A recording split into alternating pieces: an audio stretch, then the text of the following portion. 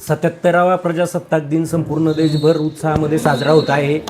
सध्या जिल्हा परिषद पंचायत समितीच्या सार्वत्रिक निवडणुका चालू असल्यामुळे आचारसंहिता लागलेली आहे आणि आचारसंहितेच्या काळामध्ये शाळेतले ध्वजारोहण जे आहेत ते मुख्याध्यापक, ग्रामपंचायतचं ध्वजारोहण, ग्रामसेवक किंवा तालुका लेवलवरचं ध्वजारोहण जे आहे ते BDOंच्या हस्ते होत असतं। हा सरकारी GR असल्यामुळं ध्वजारोहण करण्याचं भाग्य मला मिळते।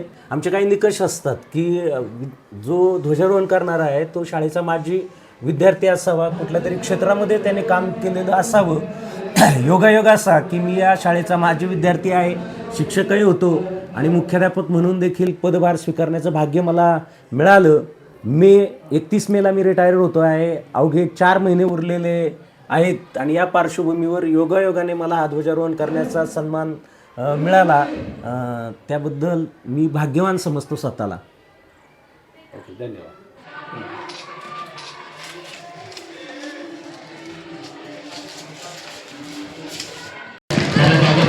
स्काउटचे जे विद्यार्थी आहेत ते स्काउटचे विद्यार्थी त्यांचं स्वागत करत आहेत। सर्व गावातील जे मान्यवर आहेत ते मान्यवर या ठिकाणी येत आहेत। आपल्या गावचे सरपंच पाटील म्हणजे जे क्लबचे सरपंच सर तेही त्यांच्याबरोबर येत आहेत। MCCचे विद्यार्थी जे आहेत ते मान देत आहेत।